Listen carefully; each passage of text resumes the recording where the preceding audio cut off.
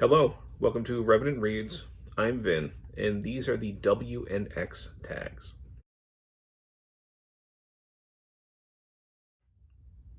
So both these tags were created many months ago by Jim over at Jim's Books, Reading and Stuff. He made a whole line of tags dedicated to having prompts for each letter of the alphabet. I didn't have time when he was releasing those to do those videos. Got a little bit of time now, and I am kind of a completionist, so I really wanted to get to them. So without further ado, here we are beginning with the W tag. The first prompt is, W is for werewolf. Have you read any books about werewolves? Well, I've read a lot of nonfiction horror studies books dealing with werewolves. I haven't read much fiction, really, I don't think, dealing with werewolves. There was a book that I read years back called Moondog. I don't think I have a copy of that anymore, but that dealt with werewolves. W is for witch. What is the last book you read about a witch? Well, I did just finish reading Neil Price's Children of Ash and Elm, History of the Vikings, and that does talk about Satyr, which is the female magic, essentially. Women, magic was the realm of females in the Viking world. Kind of sorceresses, yes, maybe you can refer to them as witches. But that certainly came up in that. And before that, I had read for middle grade March, The Witchcraft of Salem Village by Shirley Jackson, a narrative history of that time, written for basically a middle school age audience, which I thought was very good. W is for wizard. Who is your favorite literary wizard? I guess Gandalf. I don't read a ton of fantasy. I do want to read some more fantasy. I'm not against it at all. I don't dislike the genre. I just don't find myself fitting a lot of it into my reading cycle. But yeah, you gotta go for classic Gandalf, I think, in this. Another one, though, I would say is, I don't know if he's a wizard, maybe like a warlock, or an occult detective, somebody like John Constantine, the comic book almost anti-hero. I always enjoyed his line of comics back when he was Vertigo was still around, the more mature line that DC Comics used to run. W's for women writers. What percentage of the books you read are written by women? Less than half, I'd say. I don't usually think too much about the gender of the person that I'm reading, unless it's really relevant to the book itself. But just kind of looking through my shelves, I'd say probably about a quarter are female authors. W's for war. What is your favorite book about World War I? My favorite fiction book would be Johnny Got His Gun by Dalton Trumbo, which I think is an incredibly effective anti-war novel. Made famous especially by the Metallica music video for One, and also the lyrics are basically about the story. But a soldier in World War I who an explosive rips off his limbs, basically takes off his face, and they keep him alive because they think he's a vegetable, and they can do experiments on him, but he is conscious, even if he can't tell what's night or day or anything like that, if he's dreaming or if he's awake. And the entire book takes place within his mind, and I just think it's an extraordinary book. I love that book. I also do like All Quiet on the Western Front.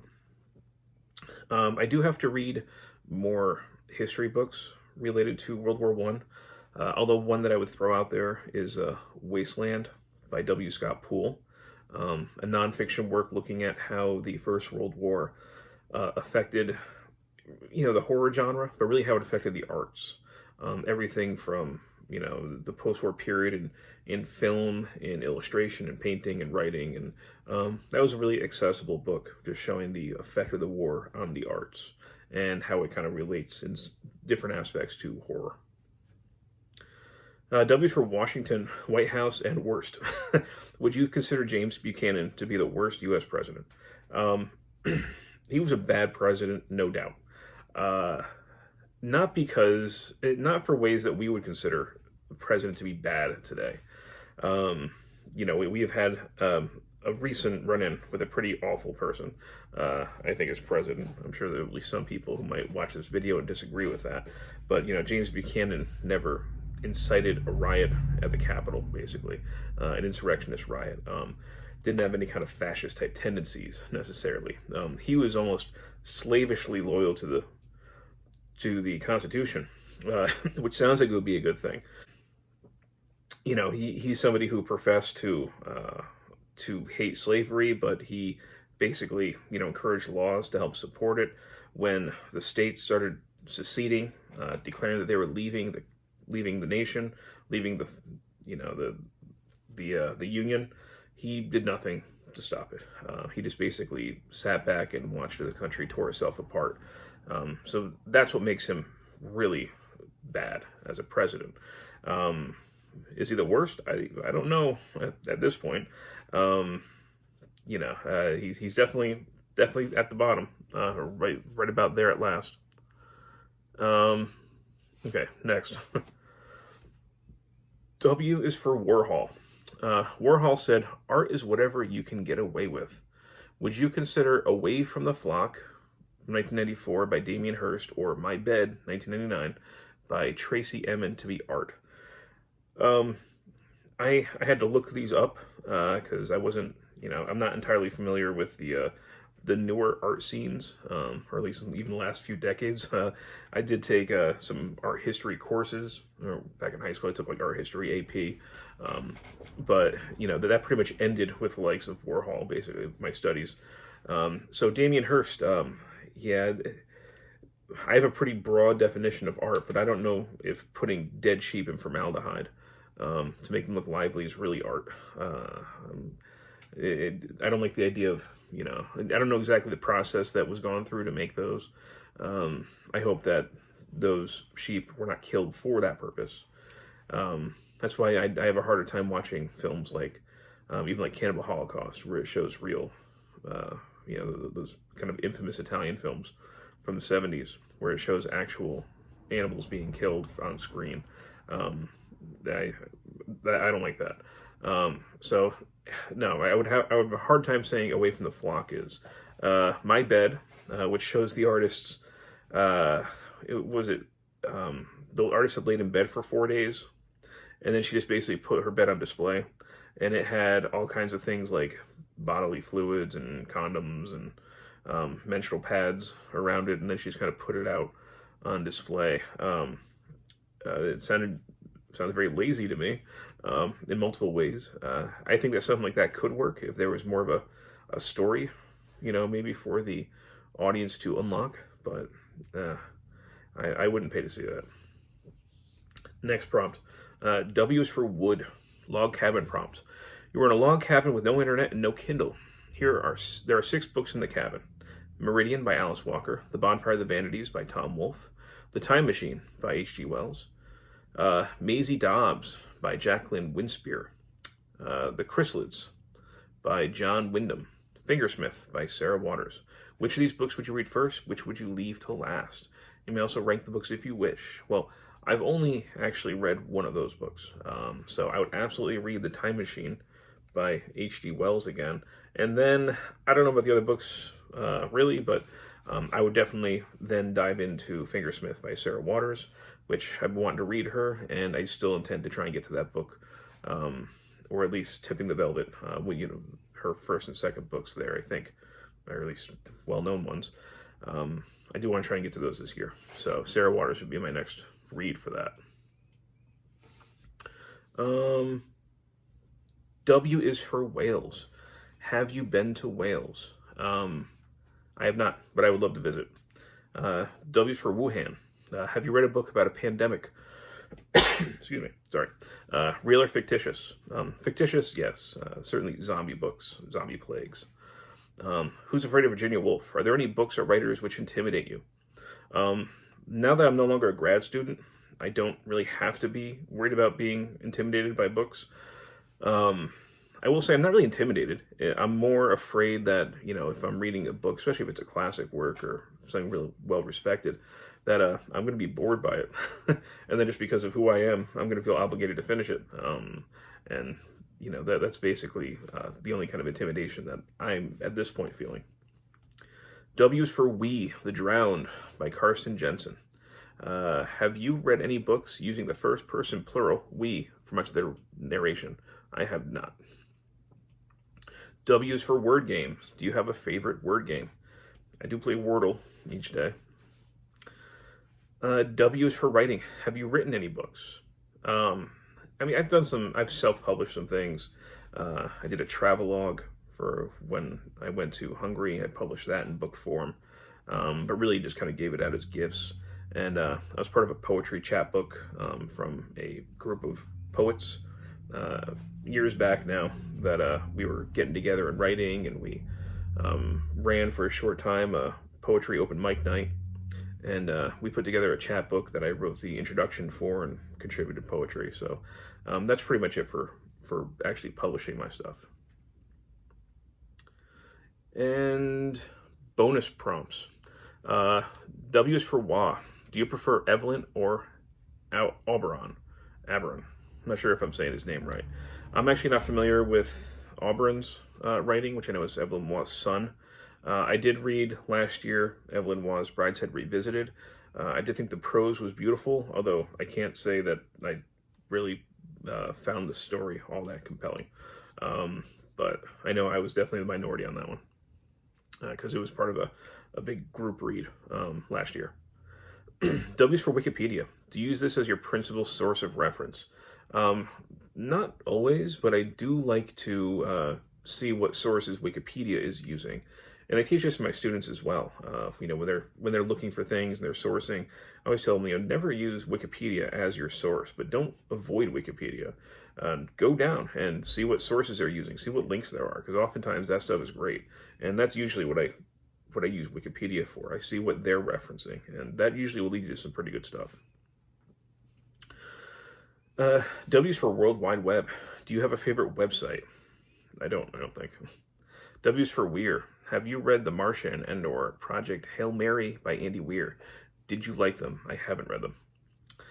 W is for World. Do you have a favorite book about circumnavigation of the world? I haven't read many. The only one I could think of really off the top of my head is Around the World in 80 Days by Jules Verne, and I enjoyed that.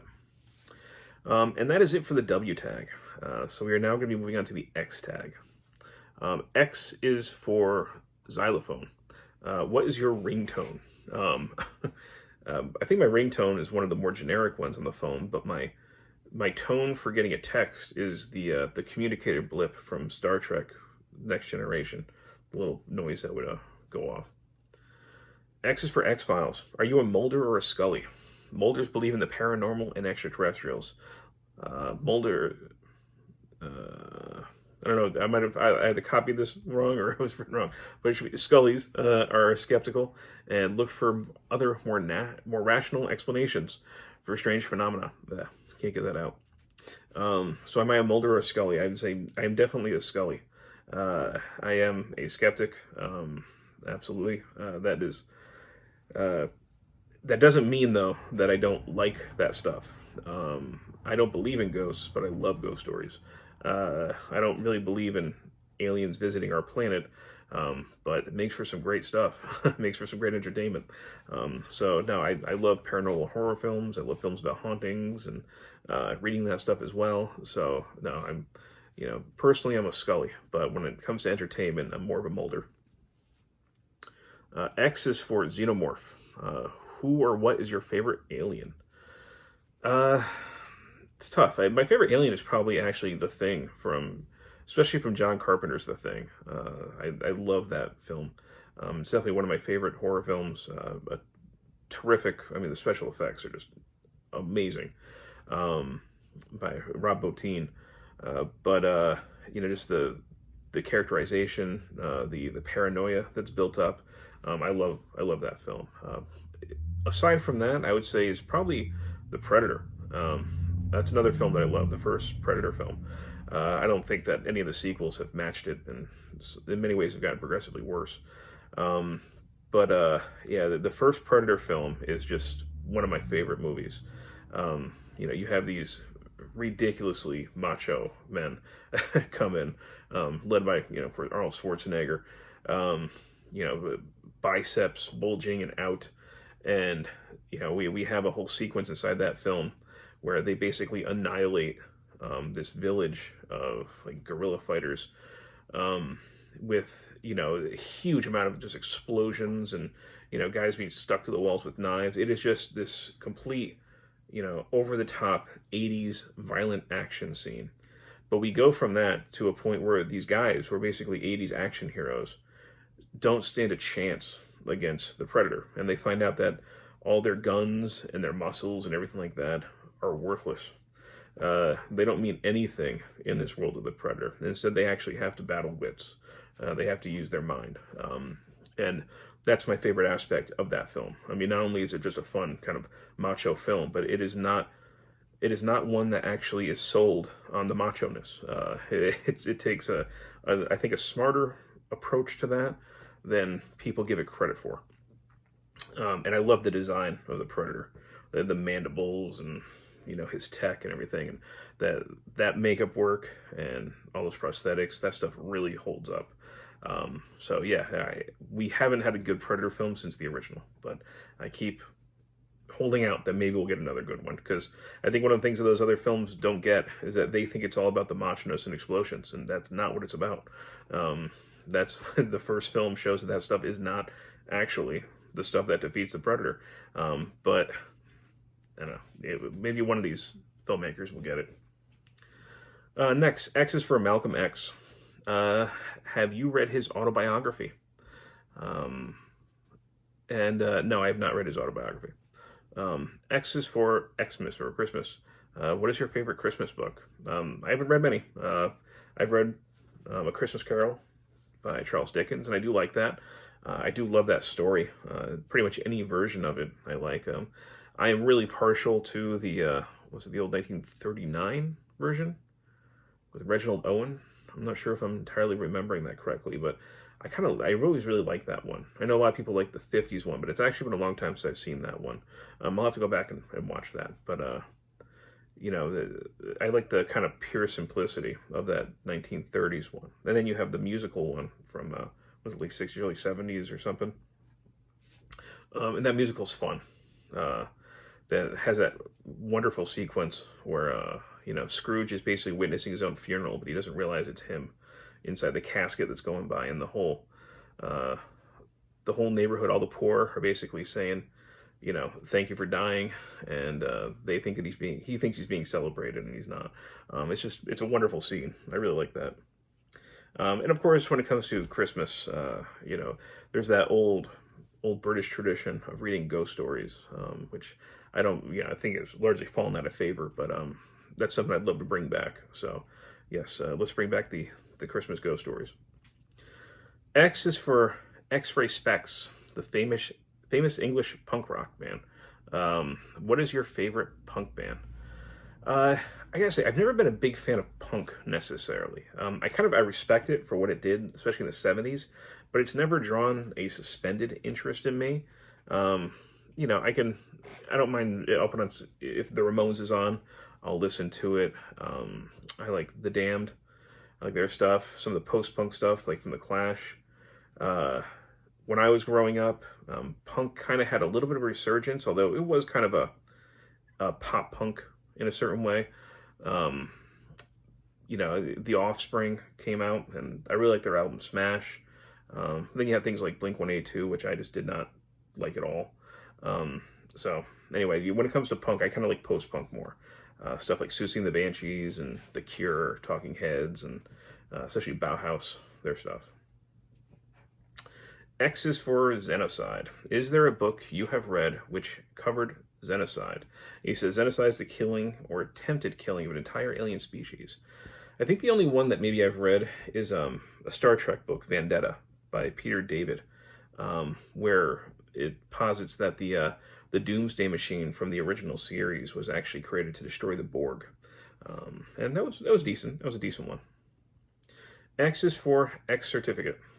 What was the first adult film you saw? I don't know what it was, and I was too young to even remember it. So that gives you an idea about how young I was, but certainly set me on a journey through life. What was the first book you read? which you would consider unsuitable for children. I don't know exactly what we mean by children. For instance, like my son, he's 9 years old, and he's been wanting to read It by Stephen King. You know, he's fascinated by Pennywise, but I think there's things inside that book that he's just kind of too young to really understand what they're getting at, or he wouldn't have the necessary knowledge to put some of that stuff into its proper context. So, you know, I'm not letting him read It yet. But when I was in middle school, I read Pet Sematary, I read Interview with the Vampire, which were definitely more adult books. And I felt like I was old enough then. So I don't really know. It's difficult for me to say that kind of thing, you know, to judge. So, you know, the first book I read that was unsuitable for children, I guess it would either be Interview with the Vampire or Pet Sematary. But I mean, I was probably 12 or 13. Was I still a child then? You know, if so, then I think I did okay. X is for X marks the spot. Have you read a book about buried treasure? Treasure Island, yes, when I was younger. X is for X-Men. Do you have a favorite character from the X-Men comics or films? I say especially the films and the cartoon. I do like Wolverine. Logan, I thought, was a really good movie. I also liked Jean Grey and the Dark Phoenix saga that ended up happening, where she kind of takes on this more malevolent cosmic force. I thought that was pretty good. X is for xylopyrography. The art of burning an image onto wood. Do you have any examples of this art? I don't have any examples. I did practice it a little bit when I was younger, but I don't have anything. X is for xenophobia. Have you been shocked by any xenophobia you have encountered in your reading? I've come across xenophobia. I don't think I've been shocked by it. I think I expected it when I saw it. X is for X Factor. Do you have a hidden talent? I mean, I'm pretty good at snapping my fingers. That's about it. Bonus prompts. X is for Xena, Warrior Princess. Tell me about a female protagonist who kicked ass. You know, for this I go back to horror, and like one of my favorite, I guess, final girls would be Nancy from A Nightmare on Elm Street. Stands up to Freddy Krueger, you know, sets up basically booby traps, and you know, takes him on. You know, steals power from him. I think that she's a pretty great female protagonist. X is for Xian, Xanthi, Xanadu, and a few other places. Have you read anything set in a place beginning with X? The only one that I can come up with was I'm not even sure if I could say it right. Xochimilco, something like that. You know, southern kind of part of, I think, Mexico City, where there's still some of the last remaining Aztec water canals. So I've read about that in terms of the Spanish conquest of the Aztecs. So I think that's about it, though. X is for X-ray. Have you broken any bones? I have not, unfortunately. And finally, X is for Xerox. Have you read a book which plagiarized another? And I don't think I have. And that's it. That was the W and X book tags. Once again, created by Jim over at Jim's Books, Reading and Stuff. So thanks to Jim for creating these. I'm glad to finally get through all of these. Like I say, I am something of a completionist. I want to get through them all, and I am now finally doing so. And right after I'm finished filming this, I'm going to immediately film the last tag for that series. So, as always, you know, thank you for watching, and thank you, BookTube.